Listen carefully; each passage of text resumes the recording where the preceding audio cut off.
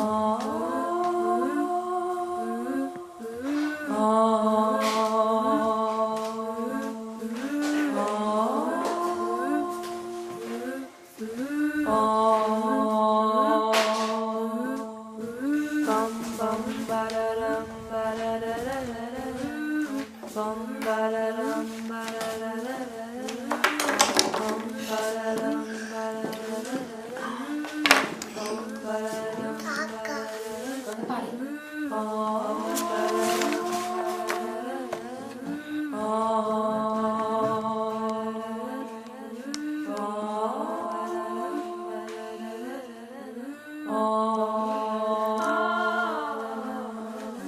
there's houses. Do you like the houses?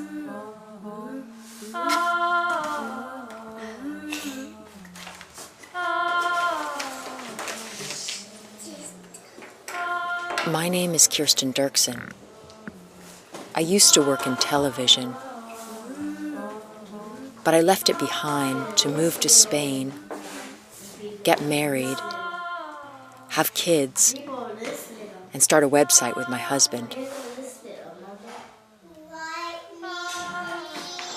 Though I didn't give up filming, instead, I started posting videos online. At first, no one really noticed them. But then I stumbled on a topic that caught the attention of the entire world.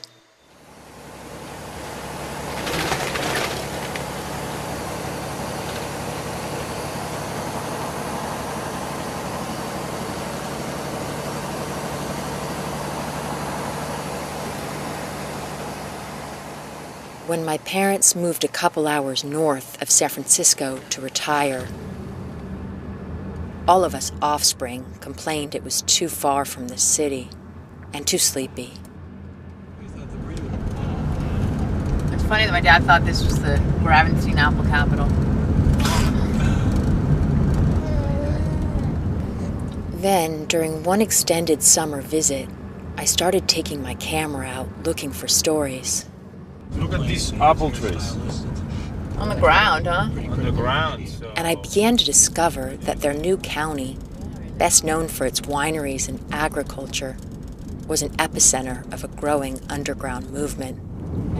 It's a pretty house. That's my favorite. To me, it would make sense to that question. Right. Should I answer that now? Sure, you can answer that here and then we can move out. Yeah. When I went to interview my first tiny house person, I had no idea I was about to enter a parallel universe, and that I would become trapped here for several years to come.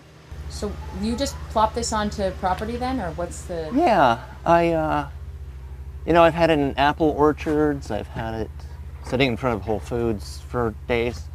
But generally speaking, wherever I could put a traveler trailer, I could put this. And it's legal to put it... Yeah, or at least apparently. To get around building codes, which include minimum size standards, where I'd have to have one room that's 120 square feet, it'd have to be a much larger house to meet code. To get around that, I made it a travel trailer. I've got my little entertaining area over here, which I guess I could probably take these up for the sake of appearing more like I'm ready for guests now. I was raised in a 4,000 square foot house, and my sister and I were in charge of cleaning the house, so that was probably part of my decision too, was just wanting a more luxurious lifestyle. I mean, we couldn't even afford to really heat the house entirely.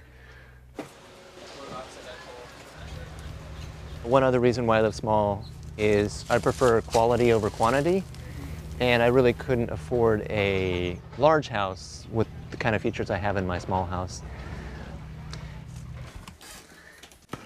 The desk is where I spend most of my waking hours, and then I have a lot of storage per square foot because even though it's 100 square feet, I did feel like I wanted some stuff. Here's some more storage space. Gotta have hanging clothes.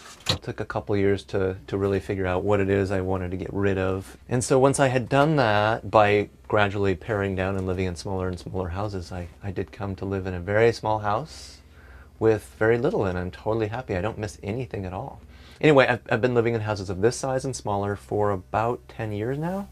I have a really primitive plumbing system in this house, but I usually put in more elaborate plumbing when I design other people's houses. I keep my little fridge under the counter, and I even keep a little toaster oven on top of that. Well, I guess I should mention that there's a bathroom right here. The bathroom is just 2 feet by 4 feet. It's what is called a wet bath, so the bathroom is the shower. It drains straight out the floor. My plumbing is really primitive even for the shower, so it's just a gravity-fed system where the water falls from the loft. And here's the ladder. It usually stores over here, but I pull it out and I can just go up to the sleeping loft. Probably the most difficult part about living in this small house is making the bed. So I just don't make the bed unless somebody's showing up with a camera. In which case, I don't even really make Jay Schaefer has become the poster child of the small house movement, and he's shown his tiny home to Oprah, CNN, ABC, NBC, The Today Show, The New Yorker. It helps him sell his book and his plans, but also to change the opinion of just what is normal for housing in a country where the average home could fit about 10 of his. According to building code, you have to build to a certain size. You have to have a fairly large house in order to have a legal house. Those were really pushed forward by the housing industry and the insurance industries back in the 70s and 80s when profits were leveling off, and they figured, well, we can just sell more house if we convince people that they need them. So the housing authorities did take up these codes. You know, you asked earlier why I live in a small house. I think that if I didn't know that I wasn't allowed to live in a tiny house, I might not have ever done it. It just pissed me off so much that I was being told I couldn't live simply, that I thought I would try and see if I could. So there are ways, there are loopholes. Show me what you're building. All right. Jay's activism isn't just getting noticed by the media. Just been building ever since. He's motivated at least one 16-year-old kid to start building a tiny house in his parents' backyard. I saw it on Jay's website. The house reminded me of a tree house that I've always wanted to build when I was a little kid, but something that was just on wheels was just something way cooler that I could move and stuff. Like any other teenager, I want to move out. You can move this and park it and live in it whenever I want. And after college, I'll live in it, and during high school, hopefully I'll live in it, and yeah. Back here will be the shower will be on this side, and then there will be a composting toilet on this side. The fridge, it's a 2-door. And there'll be like a dresser type thing right here just to hang clothes. And then on this side, the sink will be put up here. And then I have a outdoor camper stove oven. I got that from Santa, I guess, for Christmas, and it was what I needed, so it was a very cool thing to wake up on Christmas to.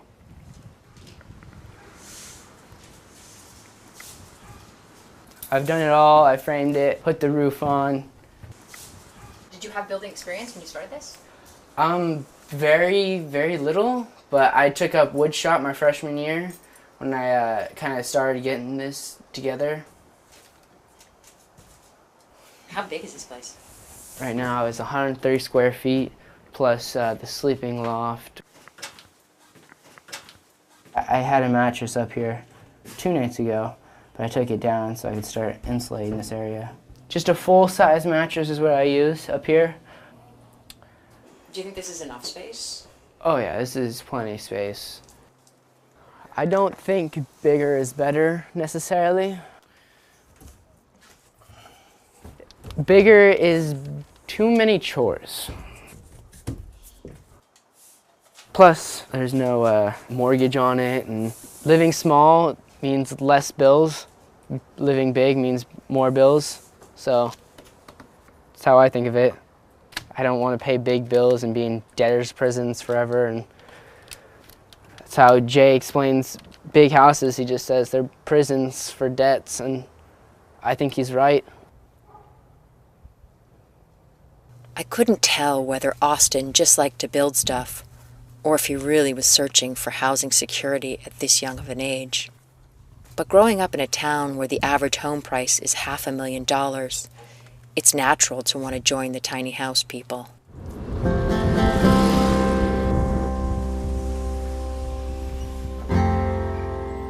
It's a crazy area because the land prices have gone up so much. So it's not really possible to afford living around here, but you kind of do what you can, you know?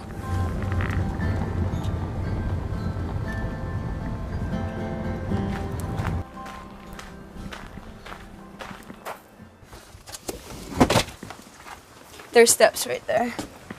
This is still a construction zone, but it's come a long way.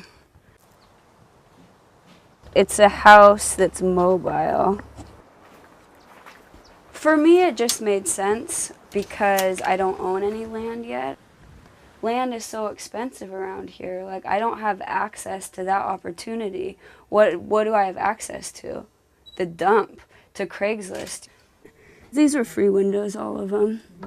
So in this house, there's no plywood because I couldn't find any plywood in the dump. And this is all first growth for old chicken coop. So this is from the barn, and this is an old chest from my parents. For me, living in a small space is simplifying for sure, because otherwise, I mean, I have to give myself a small space. Otherwise, it's so easy to compile stuff. This is like a 3-foot storage space all underneath the bed. And I built a shelf back there so like 6 milk crates can fit back here. So if I know I'm going to be living with it, there's no getting around what I bring in.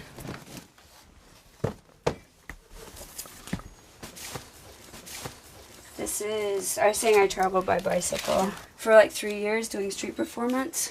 And that was the bicycle I was on. So, like, this bag was my kitchen. This was my puppet theater that unfolded and everything. So there was a place for everything, you know. It's like, that had my toothbrush and everything in it. That had magic tricks. That's where water, tent stuff. Having the mentality where there's a place for everything. There's some peace that comes with it, you know, just knowing where the thing you're looking for is. For me, living in a small space raises consciousness about how much trash you have, your waste, what you're taking in, what you're giving out. My pillows are full of fabric because I sew. So I can take, if I take this out and start to sew, this area is like my sewing studio. But then I can put it all back in and it's my couch. And I have my sleeping bag and that pillow. Pillows are a great place to store things. Then I have all my clothes over there. And I've got books up here, but I'd like to have more bookshelf space. These I just screwed up really. I was just like, I need some place to put things. And you know, same for these up here. Mm-hmm. This is my bathroom. This is my chamber pot. There's some pee in it. Yeah, it's a little stinky from the pee, but I just empty it. There's a 2-by-4 foot chopping block that's a table that I'm working on building right now, and it'll be on wheels so I can move it here or all the way back there. But I've had like 9 people in here hanging out, and they almost all spent the night here. And I was like, I don't have blankets for everybody. There's already 4 people sleeping here. This goes up to the loft. And this has a bed, and my roof opens. The whole thing comes up like that. And I had to design it so the ridge cap and the drip edges and everything make it watertight, because that's obviously very important. it's potentially a whole second story. But it's wonderful, you know, and it's so lovely to wake up in some place you built yourself.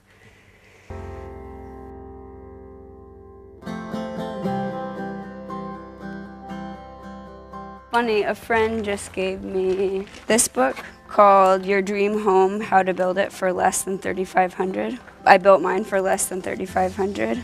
This was published 1950. Okay. So this is for building homes like that for less than $3,500.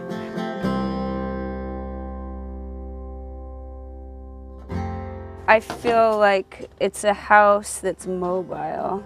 Happens to be mobile, and that makes it, I mean, what we're doing is getting around building codes in a kind of way that's potentially dangerous. My home is illegal. I mean, if any of my neighbors had a problem, they could say, you got to get off, and legally, I'd have to move.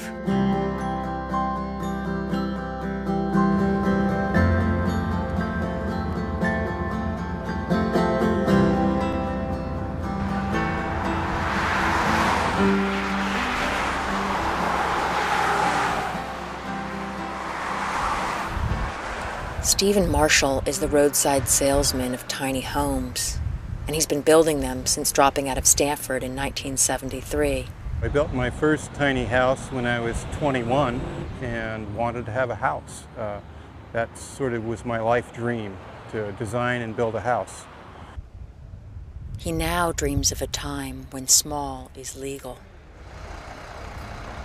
Today my crew's over in Petaluma, about 10 minutes from here, setting up a little house as a backyard office. For the last 20 years, really, I've been the designer of the work, and I've got a crew that does it. And this one here is a house that we call a room of your own. The tiny house thing, it's mostly a media event right now because people are in the beginning of trying to understand what are the solutions going to be. So a lot of people are writing about it. Everybody's in the where do we go from here stage. And so a lot of models are being put forward. I'm going to quote a friend of mine, Michael Jansen from the Tiny House Design blog. I was on the radio with him this morning and he said, you know, the tiny house movement it's not a fad. The McMansion was the fad. That's the thing that came and is now leaving. And I don't think we're going to see any more of that except in the super rich who haven't got it figured out that there's better things to do with your money than build a big house.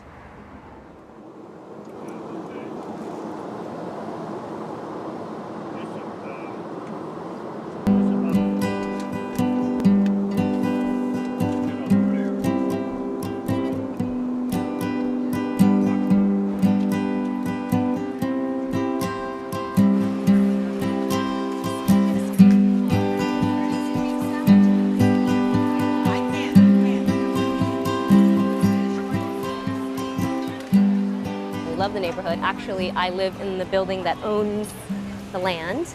My friend Sue Chin tends to be in the middle of trends. And we do the fair on the weekends. She's been the face of MTV for a long time and runs a hip street fair in Lower Manhattan. Do you want me to go through each booth or more general, right? So when we bumped into her friend, the internet entrepreneur Graham Hill, I shouldn't have been surprised that he was only too excited to tell me about his passion for shrinking his life. I believe that this century, the skill of the century is editing. And so cutting back on space, cutting back on possessions, cutting back on media, cutting back on friends. I mean, I think you've got to refine because it gives you a lot of mental clarity and a lot more space and a lot more flexibility, and it's also really good financially.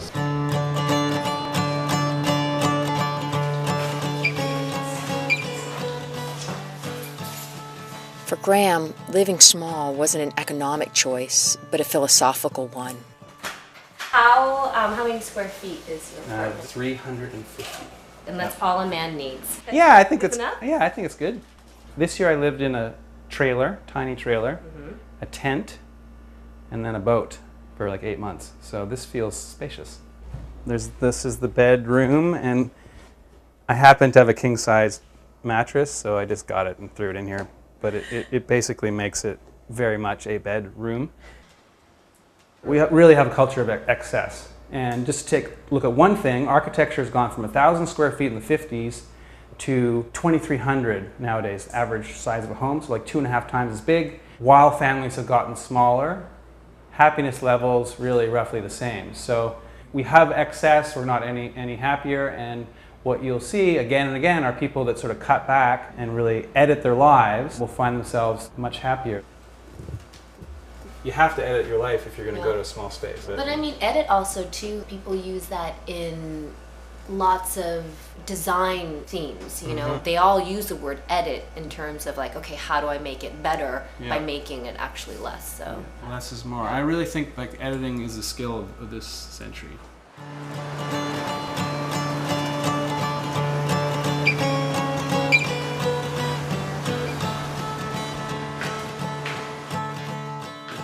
Tiny apartments are the norm in Manhattan, though I had no idea when I discovered a woman living in 90 square feet, I would turn her into an internet micro-celebrity. Okay.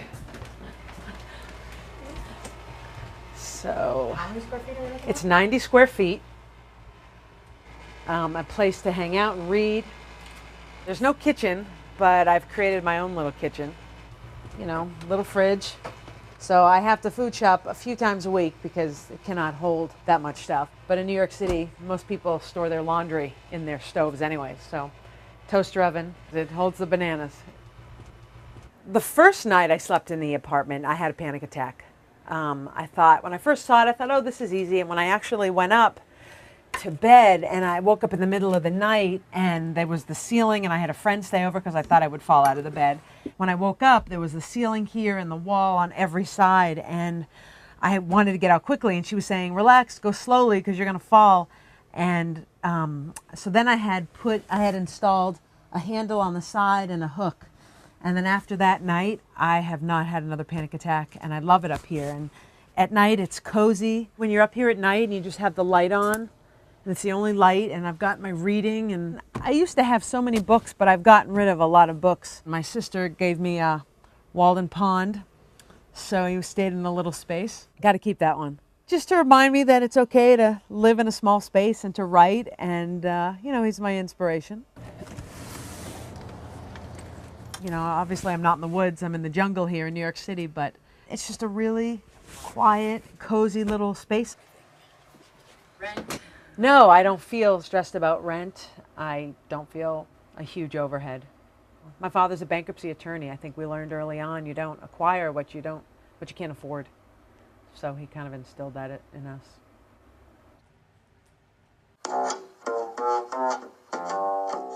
About 6 months after I posted Felice's video, It's 90 square feet.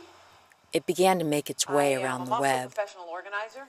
and onto television shows. Felice's internet tour of her Pipsqueak pad has more than 3 million hits on YouTube. Many of the questions... While the rest of the world discovered Manhattan density, I found an even smaller place whose inhabitant didn't see his lifestyle as anything out of the ordinary.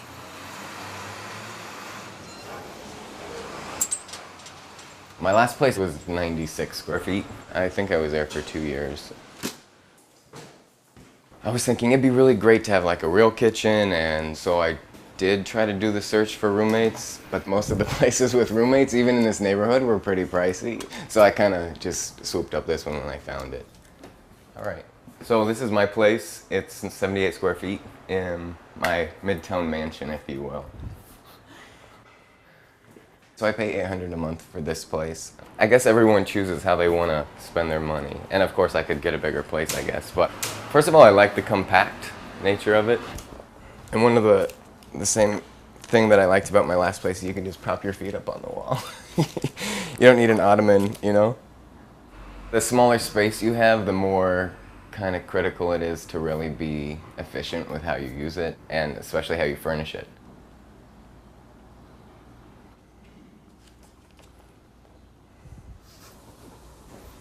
Since I'm here a lot of the time for work, because I work actually from home, I don't like it to feel so small and so closed.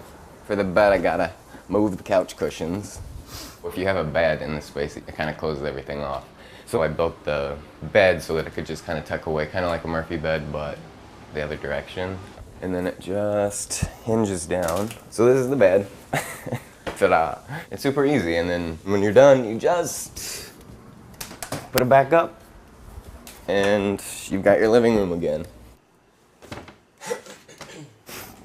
Here, I mean, again, since I can work from home, I don't have to have a lot of like office clothes, so I can fit everything. And my dirty clothes and another junk bin.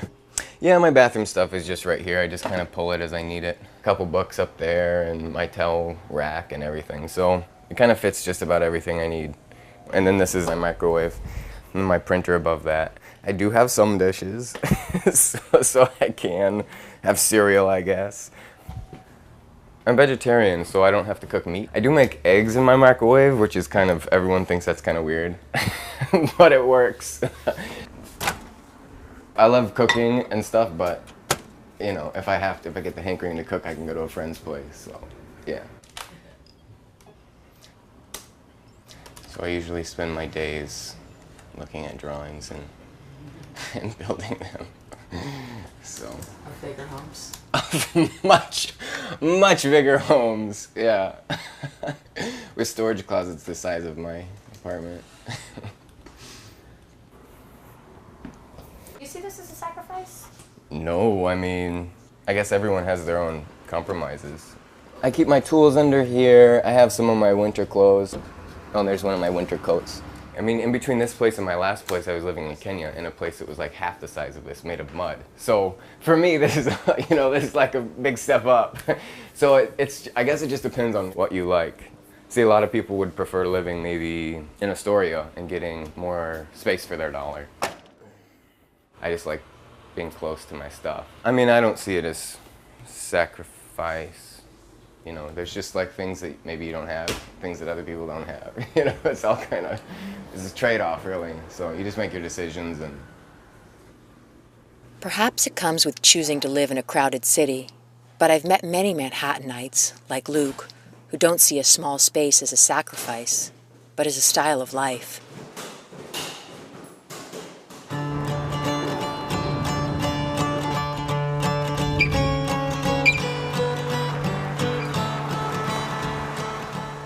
After visiting Luke, I headed further uptown, where a school teacher had chosen to buy a small studio to keep things simple, but called on an architect friend to bring a bit of magic into his space. So here's the cabinet fully closed, and perhaps the most interesting feature is the bed.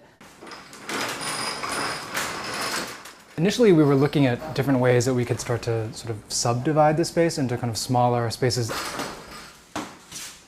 But pretty quickly it became clear that there wasn't really enough room to get a real bedroom in here. And if you did, then there wasn't really room to have a real living room area. And Eric is a pretty serious cook, and so like a tiny little kitchen in here, that wouldn't really work for him.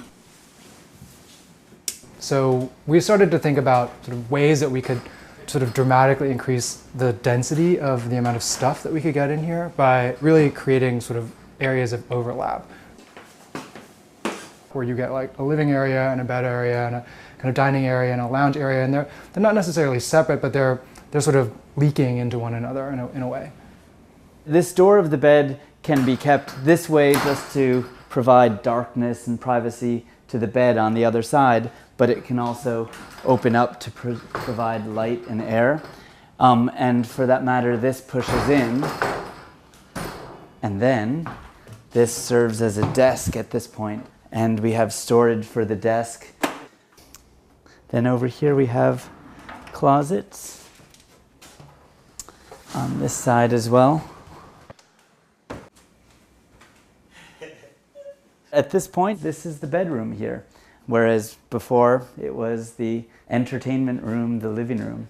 When I have guests stay over, these pillows come off and then you have a single bed here. So I can give my guests, even in this 400 square foot apartment, a relatively private space. Once that opens all the way, I certainly can't see on this side, and a guest can't see to the bed area, so there's some privacy. I don't think that this is that unusual amount of space either. I think it's more a matter of being able to use the same amount of space for lots of different purposes that makes the apartment work.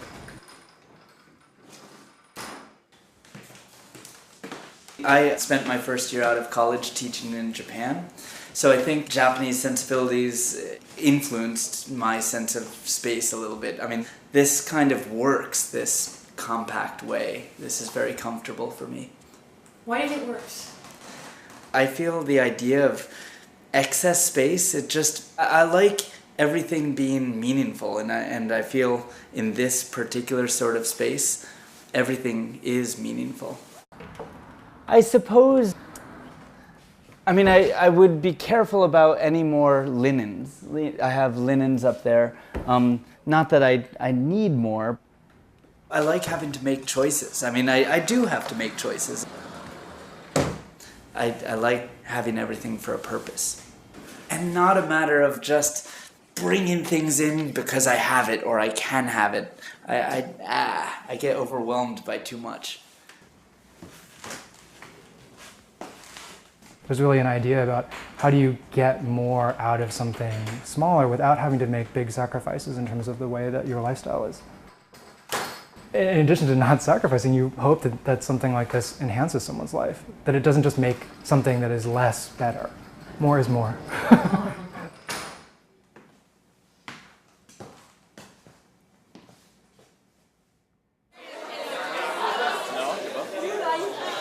This song, I hope the French people know it. It was a top French pop hit of the fall of 1987.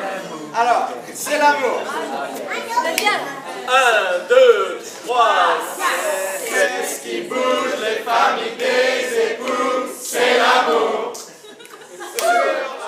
When a friend married a Frenchman in a small town on the Atlantic coast, we found ourselves in a part of France unknown to most of the Americans in our group. Take me down the rabbit hole, I will follow, I will go. Come and gather all your friends, join the fun, it'll never end. Desperate to discover the area and film a video or two, I contacted a friend of a friend who I'd heard lived in a cave nearby. Running faster, jumping higher, don't be afraid. He agreed to let me come film, but he didn't have an address. After circling his town a few times, we reached him by phone, and he came to escort us to his hollowed-out dwelling. Take me down the rabbit hole, I will follow, I will go. It turns out that the Saumur region in France is famous for its troglodytes, or cave homes.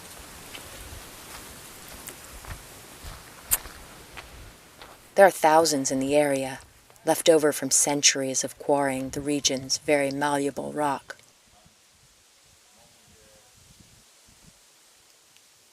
Il y a d'abord ils ont creusé le grand trou, c'est un troglodyte de plaine, ça s'appelle. Avec des galeries, des caves, comme celle-là. Et ils ont retiré la roche, les blocs de roche, pour construire ailleurs des maisons. Et après, les gens qui travaillaient là ont décidé d'y habiter. Parce qu'ils étaient sur le lieu de travail et en plus, ces habitations ne coûtaient pas cher. On allumait.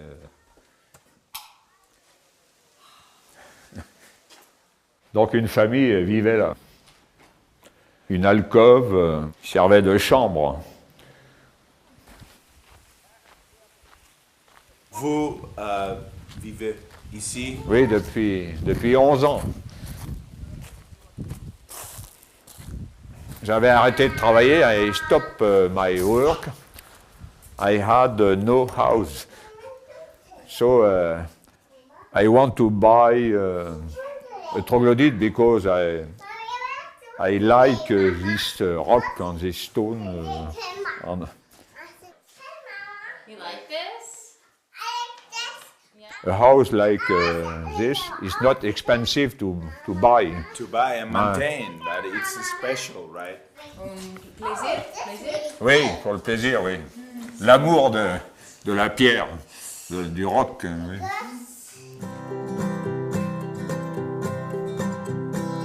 Take me down the rabbit hole, I will follow, I will go. Donc ce sont mes travaux d'aménagement personnel. Enfin, ouais, quand je suis arrivé là, c'était l'abandon total. Ici, c'était condamné même, ici, c'était fermé. Là.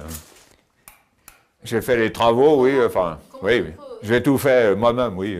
Et j'ai creusé le puits de lumière là-haut, là. Ça permet de voir clair et puis de faire de la ventilation, quoi.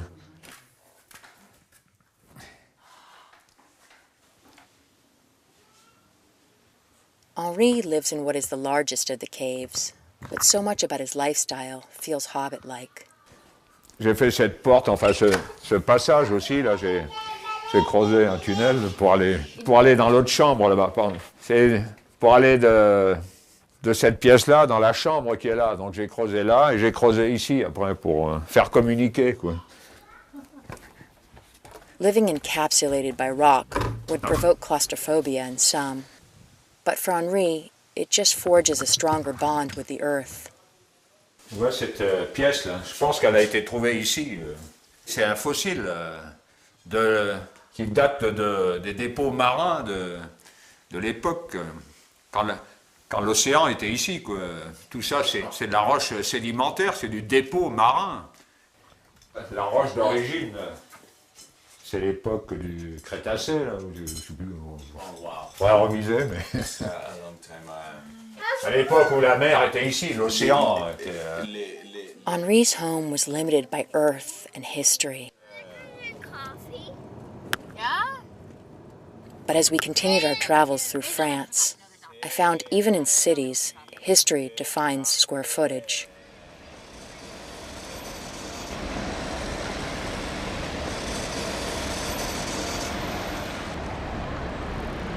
Bordeaux today isn't as well known as France's other great cities. But in the 19th century, its large downtown buildings were imitated to transform Paris into a modern capital. A couple centuries ago, the city was confined to the left bank. The right bank was more of a rest stop for those entering or leaving the city by horse and carriage. Today, it still feels like the other side of the river here, but there are hidden alleys that still preserve the flavor of centuries past.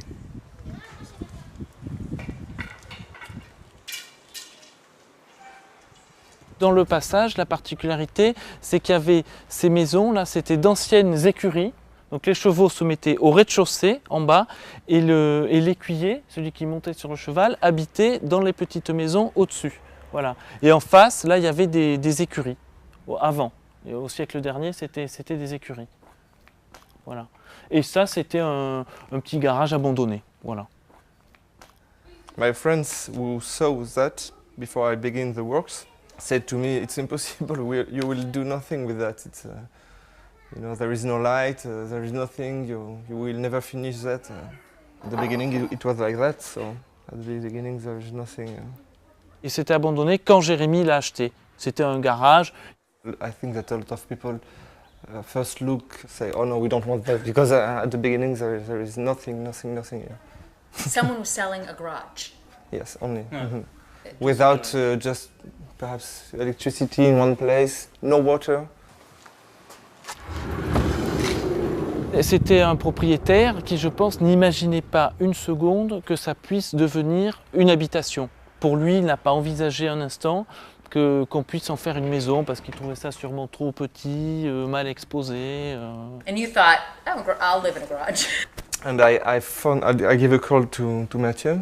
Jérémy, il m'a dit viens voir ce que j'ai trouvé, c'est pas trop cher, qu'est-ce que tu en penses? Et moi tout de suite, on a vu le potentiel. Donc pour la façade, hein, puisqu'il n'y avait pas de façade, hein, il a fallu créer une façade. Là on s'est inspiré des anciennes écuries existantes qui avaient des façades en bois avec des petits volets comme ça. Donc on a choisi voilà, de faire cette façade en bois, ce qui fait qu'une fois fermée, Jérémy peut bénéficier de la cour, mais en n'ayant aucune communication avec l'extérieur. Donc il y a plusieurs possibilités, ou c'est fermé et il peut quand même vivre dedans parce qu'il y a le patio qui éclaire la maison. Ensuite, voilà, comme ça, qui elle ouvre vraiment l'espace sur la rue et permet d'agrandir l'espace intérieur par l'espace extérieur. C'est-à-dire ça permet plusieurs degrés d'intimité en fonction de la journée, de la saison. Les voisins.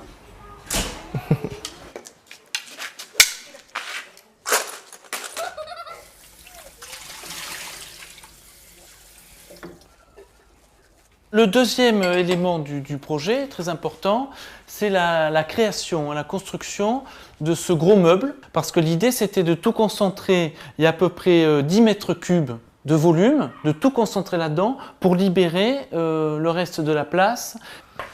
Donc aujourd'hui, j'utilise tout l'espace. Moi, j'aimais beaucoup l'idée de réussir à faire un seul meuble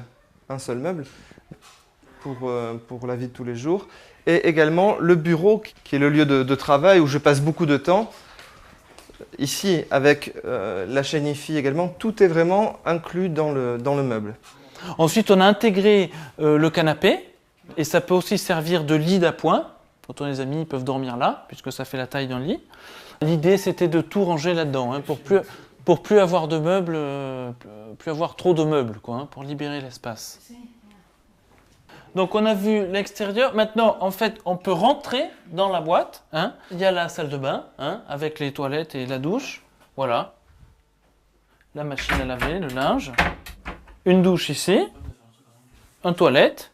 Et derrière, le cumulus électrique pour l'eau chaude. Tout est utilisé. Toute la place est utilisée. Hein. Pas d'espace perdu. Donc sur la boîte, il y a la chambre, hein, l'espace de la chambre, avec donc le lit. Et puis sur le dessus de la boîte, on avait prévu des prises électriques, hein, pour mettre des petites lampes. Et c'est de ce côté, voilà, que s'ouvrent les placards pour les habits. Voilà. Voilà. L'idée, c'était vraiment de tout cacher là-dedans pour libérer l'espace, parce qu'il n'y a que 40 mètres carrés habitables, mais on a quand même une sensation de volume, parce qu'on a, je pense, justement tout compressé dans cette boîte pour dilater l'espace autour, quoi. C'est-à-dire que la toiture, on ne pouvait pas y toucher, hein. Elle était comme ça, on ne pouvait pas monter, c'était interdit par le règlement d'urbanisme. Donc je pense que c'est un peu comme un nid, hein, comme un nid d'oiseau. On est perché, on peut pencher la tête et voir un peu ce qui se passe. Et puis quand on est assis, on est protégé, ça fait comme une petite barrière, quoi. Donc non, ça c'est possible. Je crois que vraiment ça structure le volume habitable, hein. C'est comme une maison dans la maison, quoi. On en a pas mal fait, oui, de ce genre de reconversion comme ça, d'espaces qui n'étaient pas des habitations. Et nous, on trouve ça très intéressant, parce qu'on trouve que ça amène quelque chose en plus. La maison a une histoire en plus, quoi, hein, de construire un logement sur quelque chose qui n'était pas un logement, ça apporte une particularité atypique et plus riche. Je trouve qu'un espace créé ex nihilo sur un terrain vierge.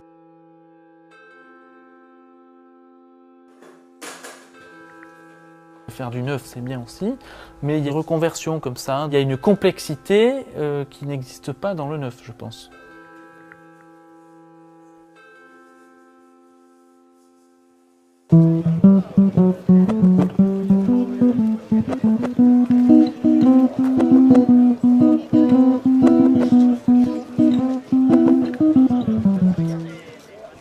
Barcelona is one of Europe's densest cities. About 16,000 people live in every square kilometer. the old town, it's been that dense for centuries.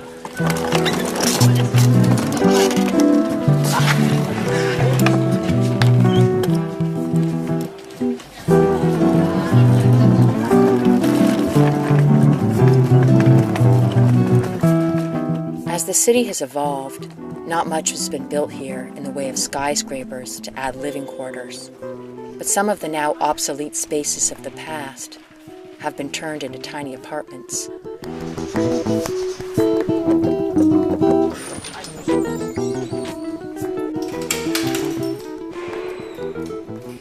Catalan architect Eva Prats and her partner turned an old community laundry room into a small pied-à-terre 15 years ago.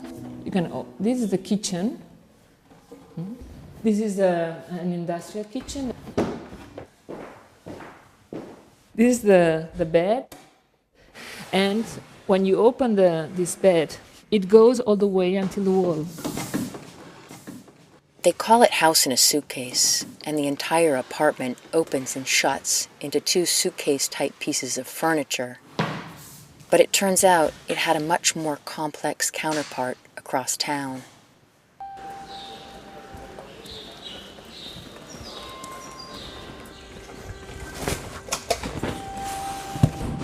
Crazy narrow. Someone tipped me off on the project, and I was surprised to find that the owner was one of my first acquaintances in Barcelona. 100 steps. Yes. That's it. It's kind of like a house on top of a house. In the 7 years since we'd first met, Christian had moved out of his rental and bought a tiny former pigeon coop, turning it into a magically transforming, hyper-modern flat. That's it. This is my space. It only has 24 square meters.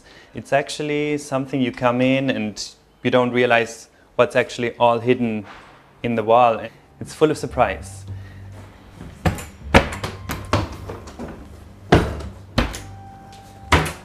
My inspiration, boats. I had a look in a lot of boat magazines, and yeah, I got inspired by the fold-out elements and as well the practical, hidden away things.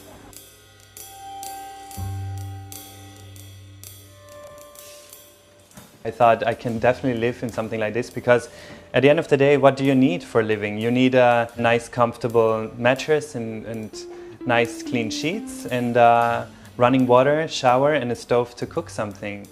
That's actually what you need. You don't need so much more stuff.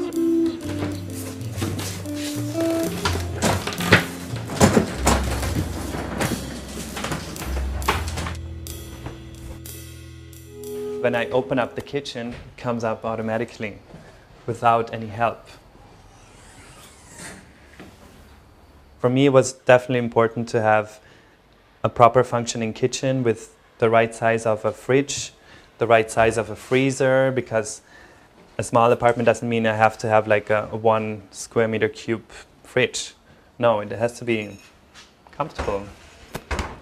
And there is enough space for plates as well, for cooking, and up here there's a microwave oven. It has got even a dishwasher, which is again practical.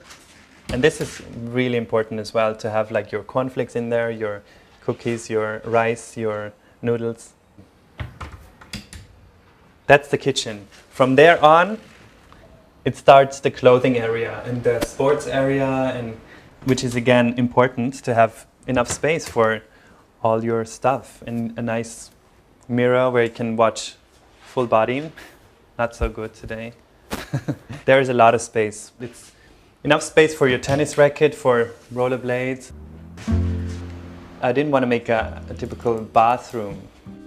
The shower is like a glass cube. I wanted to have the bathroom being a part of the space. There's like all the products as well. It's not really a bathroom, it's like a glass cube and a cube box, a sink.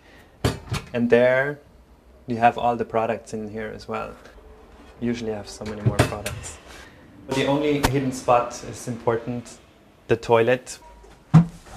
It's cozy toilet, it's the right space. You have enough space, and there you can pull out the magazines from here, which is really nice to have.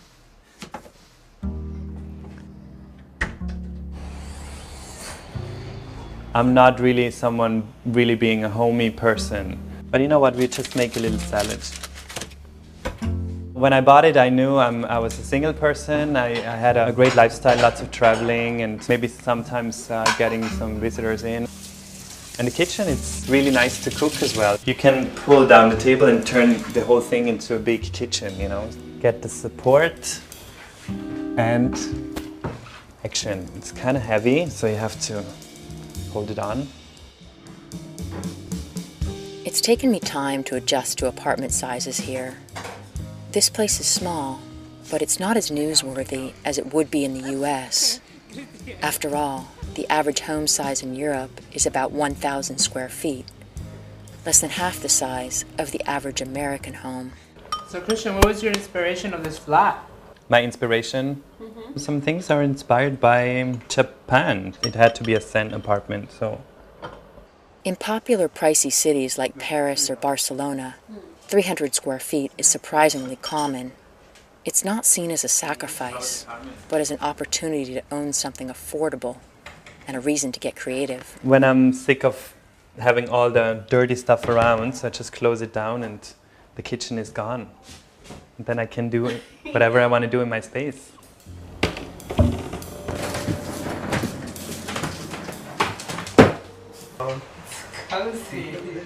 I always liked the nesting idea. I think it was when I was small. We had this huge sofa and I was just using one part of the sofa, pulled all my pillows together and I made my little nest and I felt really comfortable.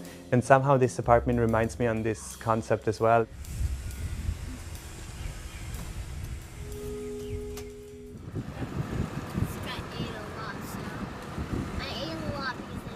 Space isn't just at a premium in big cities.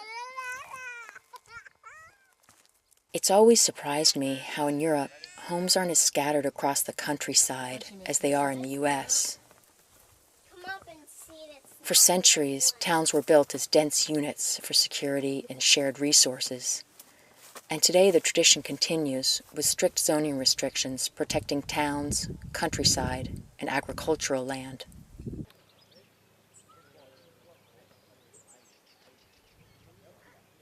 On a well-protected mountainside along the Valencian coast, I was invited to visit a couple who had bought land zoned only with the rights to build a tool shed. So they built a tool shed-sized home.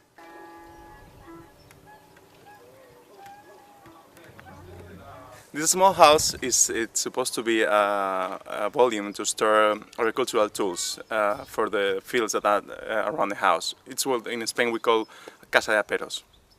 Working shed, like yeah, tool that's shed? it. Yeah, it's supposed to be. It's supposed to be. For that reason, it couldn't be bigger than 25 meters. Bueno, pues esto es una casa de aperos y como tal la tenemos. Lo único que hemos hecho es adaptarla para poder dormir. What we try to do here is to use all the space and trying to leave free the central space. We have also a small kitchen, and upstairs we have a small bedroom which is hanging from the roof. Which seems that it's flying. It's helped us to have this more open space here. Donde yo soy hay muchísima gente que son agricultores, ¿no? Entonces mi abuelo tenía su trozo de tierra donde cultivaba uva y normalmente cuando tienes un trozo de tierra grande pues tienes una casa de aperos para guardar los aperos porque los campos están fuera del pueblo, están a 2-3 kilómetros, no podías ir siempre a tu casa a coger los aperos, transportarlos, entonces hacían casas pequeñas de aperos para guardarlos ahí. Y como eran mínimas, el espacio se aprovechaba al máximo. Entonces siempre había un altillo donde se solía, pues por las ventanas se solían tirar las balas de paja o comida para animales, se guardaba aquí y luego por ese lado se tiraban, porque solía estar ahí la cuadra, ¿no? Justo en el espacio que quedaba ahí estaba la cuadra, entonces era fácil tirarle la comida desde aquí. Y un poco me recordó a eso, la verdad, que no pensaba que luego iba a ser tan similar mi vida a la de mi abuelo. Y vivir, él no vivía en su casa. Él no vivía, claro, yo lo he adaptado además para vivir aquí. Pues nada, la ropa, ahí hay una aspiradora, saco de dormir. Este, por ejemplo, nos encanta porque esta es la subida de la chimenea. Entonces aquí solemos poner calcetines, camisetas, calzoncillos, porque cuando te lo pones está calentísimo. Que se ha calentado de esta forma tan natural, ¿no? Aprovechando la subida de la chimenea. Bueno, pues una de las cosas que más me gustan es la chimenea con el horno encima. Esta es la comida de hoy, lo que ha sobrado. Y quizá estás aprovechando, por un lado, el calor que está dando la chimenea para poder cocinar. El baño es pequeño, pero que al principio había que acostumbrarse. Justo esta es la medida para estar sentado, nunca de pie. Es mejor para la próstata. Y la ducha tiene las dimensiones justas, Tienen justo las dimensiones que puedes tener en una casa grande. Realmente a veces tenemos más de lo que queremos. En las casas de la ciudad y donde vives tienes espacios que no son tan necesarios. Te creas tú la necesidad. No, cuando estás aquí viviendo en una casa tan pequeña dices, es que es justo lo que quiero, lo que necesito. Lo demás es un extra que está bien, pero que tampoco me da más valor añadido, ¿no? La verdad es que no echábamos nada de menos de una casa grande.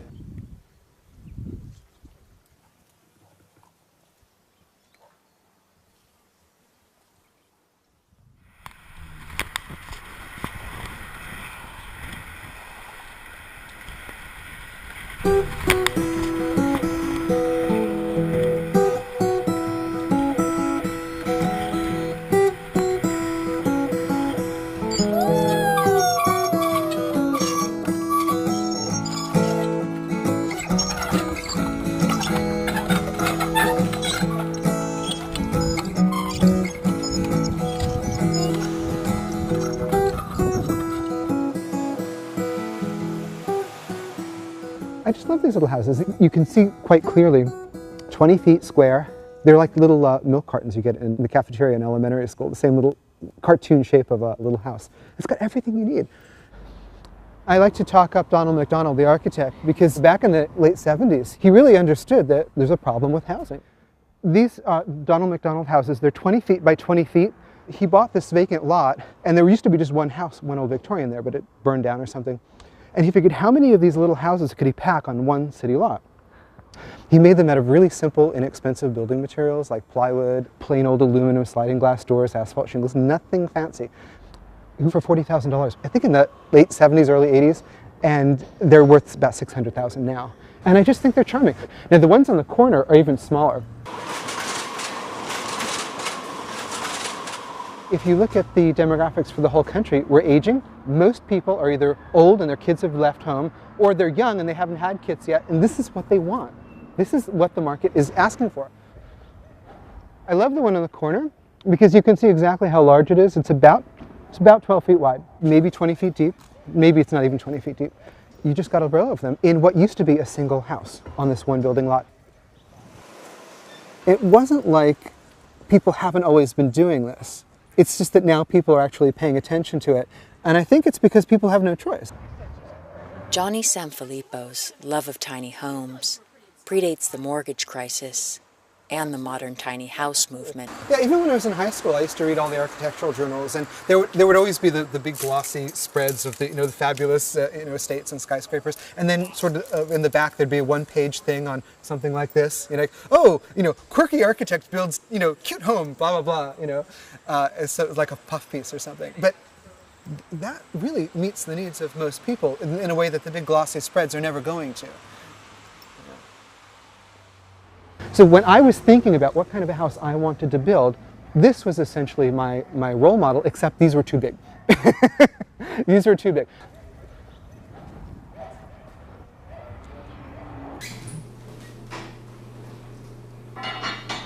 Part of the American dream is that you need to own the thing that you live in. And I'm no different. I'm a self-employed housekeeper. I do gardening, I do painting, I do chores. I've never made more than about $20,000 a year. And I like it that way. You know, I went to university, I graduated, I got my degree, I went out into the world, I worked in a skyscraper, put on a tie, and I was completely miserable. And I honestly wasn't very good at the stuff I was trying to do. And I went back to housekeeping. And I like it better. You know, it's very relaxing, there's no stress. I like the people that I work for. I just realized that owning a home was going to be a real challenge. If you live in San Francisco and you clean houses and garden and paint for a living. The problem then is, how do you own a home if you're very happy doing what you do for very little money? And I live in San Francisco, and you cannot buy a house in San Francisco, even if you have a really good job, you know, which is what most people struggle with. So I decided to come up with a split strategy. I would continue to live in a very small, affordable apartment in San Francisco, and I would buy a house someplace else. Then you have all these conversations with bankers, and you get all your documents prepared, and this is my income, and here are my tax records, and this is my savings, and they look at you, and you know, they're just, their eyes glaze over, and you realize, like, they're going to give me a lollipop and send me home, which is pretty much what happened. So I eventually found a piece of land that I could afford to pay for with cash. So I wound up in Hawaii. This was back when oil was $9 a barrel, so you could actually like get a flight for $99 one way. I found a perfectly nice piece of land, a block and a half from the ocean, and was rural Hawaii, nowhere near anything, but it was in a failed subdivision.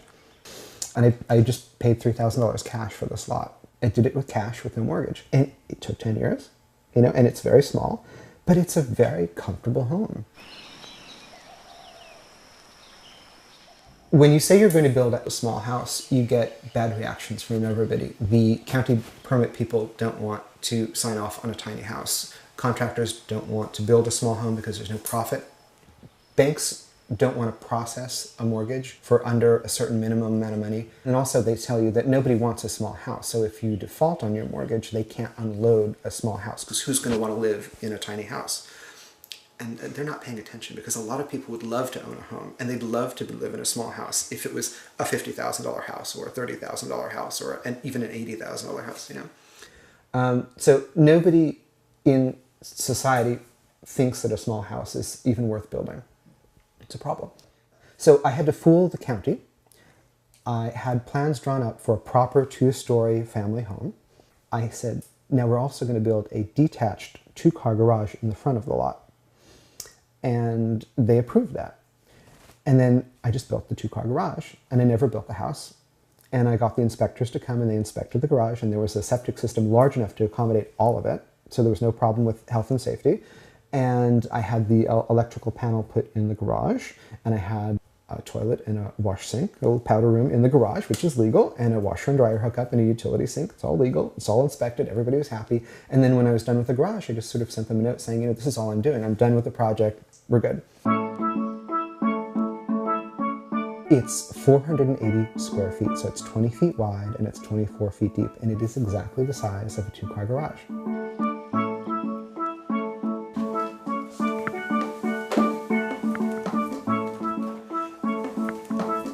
When you're living in a one-room space, you have to sort of decide, do you want a Murphy bed, do you want to sleep on a pull-out sofa, you know, how do you want to make those trade-offs?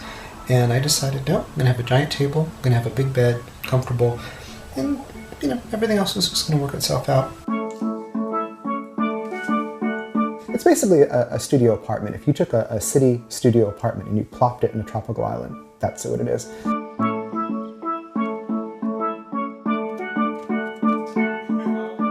My version of the American dream, it's not about having stuff, although I do have nice things and I like them. What I like even more is time. Time not to have to work to pay for a lot of crap that you probably don't really need, that you bought because you think you're supposed to have it. If you don't have a mortgage and the taxes are low, how much really do you need to keep going?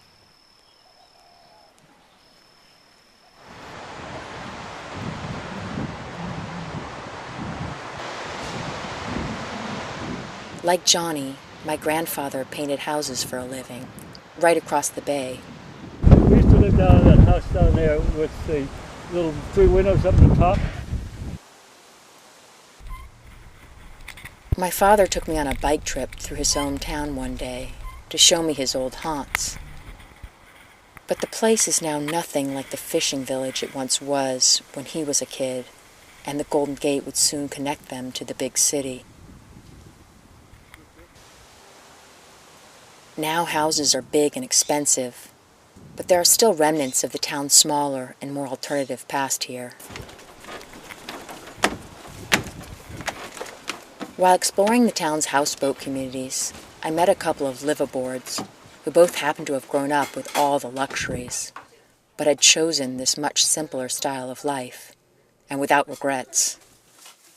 Buying a boat it's affordable, but it's also a lifestyle. We're going to be making blackberry pie here in a minute, if you would like to stay. This is my galley, or my kitchen.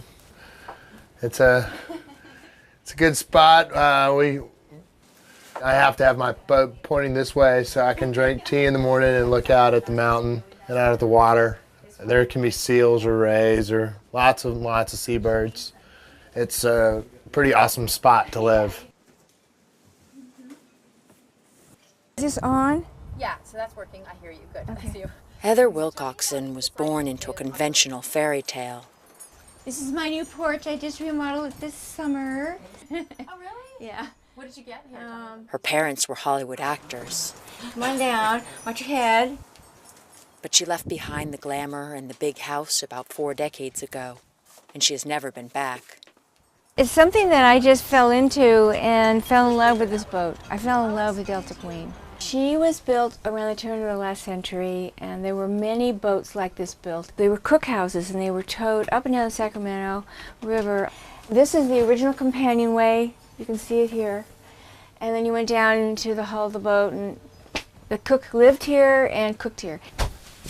This is the companionway, so you want to hold on if you're a little nervous. And how many square feet is it? Maybe about 400 square feet. At different levels. I mean, that's all you need. You don't need a lot of space, and I'm so used to that.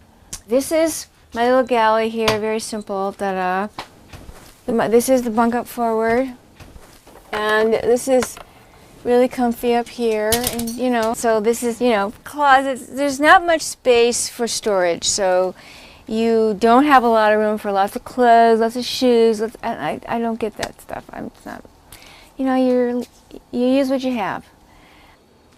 These are all built in. This is all built in. I mean, there's some storage back in here. That's great. You've labeled everything. It says socks, underpants, hats. Just more that I don't need fills up my life.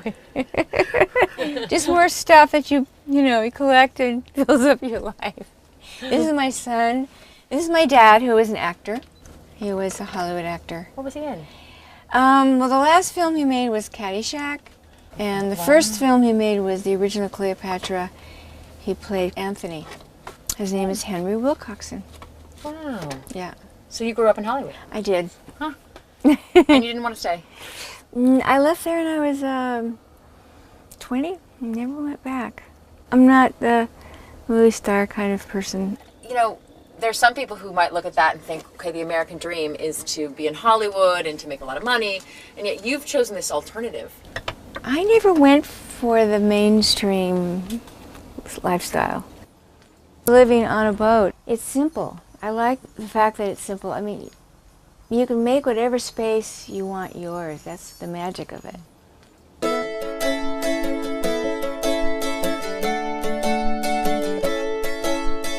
Everything I've painted, I'm kind of crazy about that. Give me a brush and I'm dangerous.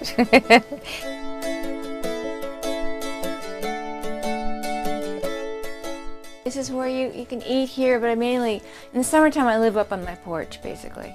I didn't show you my bathroom. We are hooked up to the sewer. My payments in the winter, my electricity is about $60 a month. In the summer, it's $12. Yeah. I hardly use anything.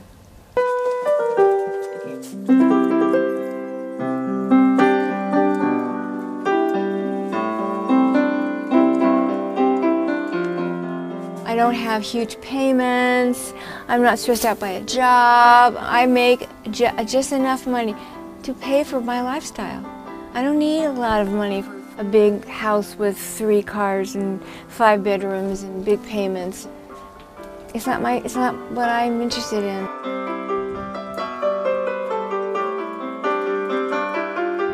I am so used to the water.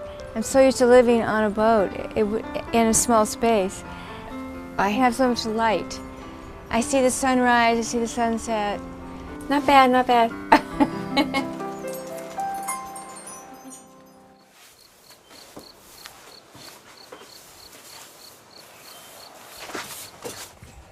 There's a song that goes, "It's moving day, it's moving day," and those are the only words I know to it. Thank goodness for you. I went back to visit Jay Schaefer a couple years after first entering his world. I caught him prepping for one of his monthly open houses. Thank you. That's how you get furniture in? Yeah, to make sure we have a window big enough for that. Oh, you brought books? We've just finished building this house. We have an open house in about, half hour. And so we're gonna make it look totally finished by furnishing it. If you wanted to hang a few pots and pans from that rod, that would be cool. This is a really exciting day for me because I've been homeless in the sense that I haven't had my tiny house to order my life in for about 5 weeks since I sold my last one on wheels. That doesn't mean I'm totally homeless because I'm living in a 500 square foot house with my family. You know, for 12 years I lived in a tiny house of less than 100 square feet. And then I got married and had a baby, so we had to buy a 500 square foot house. And I've been essentially using that as my bunkhouse. Every night I go in there to sleep. But I still call this my house and the other house the family house or the bunkhouse. Okay, great. A bit before showtime, people began to line up. Thank you. They came from Nevada too. Wow, I'm flattered. Some had driven hours for a glimpse at Jay's version of a tinier life, and a man who had become something of an idol to his followers. I'm Jay Schaefer, and I've lived in tiny houses for like over 12 years or so. You're the one who lived at the grocery store. You parked in front of Whole Foods? Yep. This is my new model, and it is 120 square feet, so it could be put in most people's yards without a permit, depending on your local zoning. This one would actually be only, as a shell, you could buy it for about $11,000. But then if you want to deck it out, you get the components for maybe a couple $1,000s each, the bathroom and the kitchen, and then you've got yourself a house. He had a new, more affordable model, and his business was booming, despite, or perhaps as a direct result, of the now 3-year-old recession in this country. You know how we take our shoes off when we go in our house? Well, this is someone's house. We lost our house due to the economy, and so we're thinking that when it's time to own again, we'd like to go with something that is practical and affordable and wouldn't be lost. And you're a little one too, so it would Hey, girly. fit 3 into a... Yeah. But, Oh, it's I love the smell. one of 6. This is really quite spacious. And the broad category is just a box bundle. We're just sort of attracted by the fact that we could build it ourselves, you know. And, you know, definitely with her we'd need a larger model, but we don't really need much, and that we're kind of learning that lesson as we live. That's my book. We sell way more books than we sell houses or plans. You know, especially when the recession came along, people couldn't quite afford the shift to a small house, but they could start thinking about how they were going to simplify their lives and live an affordable life. Hi, Joel, that's good. In this business, it's largely about just presenting the dream. Nice little chandelier, yep, rolled out windows, storage. A lot of people will never buy anything, and that's actually, I mean, it's really like house porn. Oh, okay, yeah, no, I can't sleep up there. No, I'm sorry. People are intrigued just by the idea of house. So people are really, I think, intrigued by a small house because it's the essence of house. So it's like the naked house. I guess that's why I think of it as house porn. It's just like the essence of a house, you know, reduced down to its bare necessities. World's smallest bathtub shower sink. Isn't that cool? You said it's bigger than this? I'm sure there's some hype in the race to see how small one can live. And I know there are people here for the house porn. What do you think? I love it. It's very cozy. Like, I feel really comfortable, which is how you want to feel in a bath. And you could actually fill it up to here and you could be completely submerged even though it's in a small space. But there's also something so attractive about this Lilliputian world. Not just physically cozy, but mentally enticing. Well, my daughter had said it'd be cool to just be able to, everything you own, to be able to move with you easily. Yeah. And it made sense. You know, the more stuff you got, the less liberated you are in a lot of ways.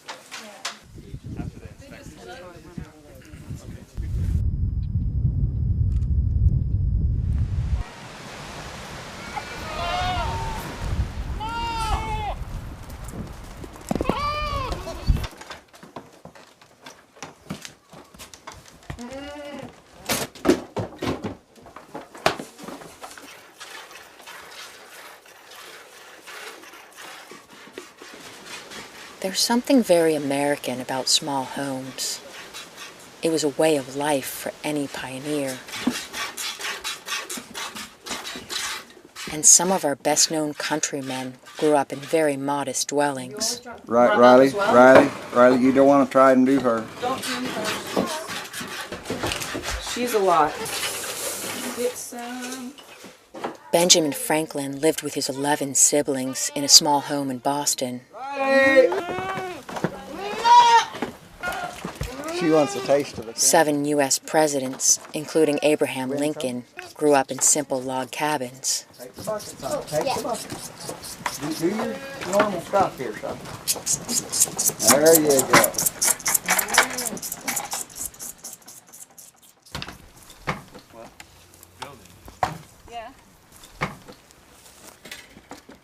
My European husband asks, what do you get from growing up in one small structure?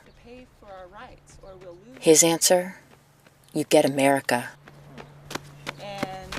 Wow. So this is your house then? That's it. I just finished chinking the bigger part there yesterday. And I bought a trailer load of fence rails. And then I just added on. Everything else is just parts and pieces I've gathered up around the ranch. Pretty decent. Yeah. For a bachelor, an old desert rat, it works pretty good. Can I see inside? Sure. Sure. The spirit of hard work, the freedom of frugality. These are values easier bred in places where you know exactly where your worth comes from. This is my kind of work area up here and then my living area down there. Eventually I'll have it all done. Where's your bed? Outside here. Watch your head when you come out. The Native American known as Geronimo understood the freedom of not confusing satisfaction with the size or shape of your shelter. He said, I was warmed by the sun, rocked by the winds, and sheltered by the trees as other Indian babes. Now I can eat well, sleep well, and be glad. Just really a fine shower. I can go everywhere with a good feeling. Yeah, I've been outside since 1974. This is the first time I've had a hard roof over my head for many, many years. Yeah. And you like it? It's not for everybody, but by myself, it suits me very well.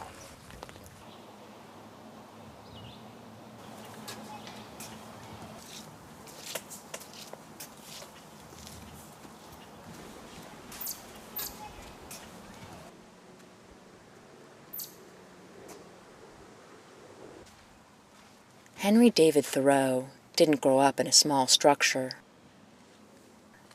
Instead, he deliberately chose to move into a 150-square-foot cabin in the woods, to live deeply, to suck the marrow out of life.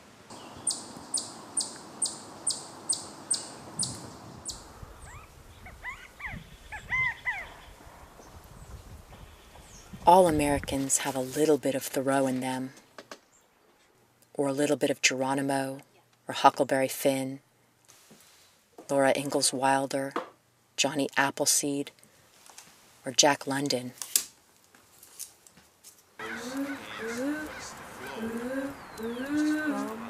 We all still can feel our inner We the People.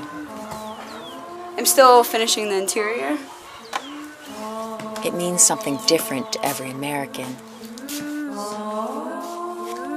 But if we select this path, we can choose to live deliberately, to pare down our shelter, to confront just the basic facts of life.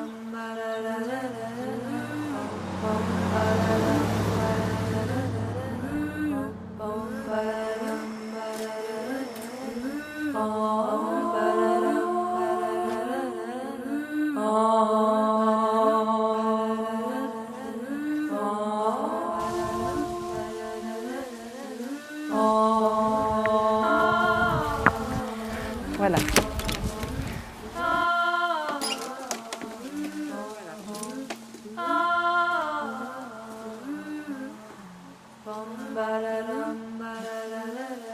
Oui, oui.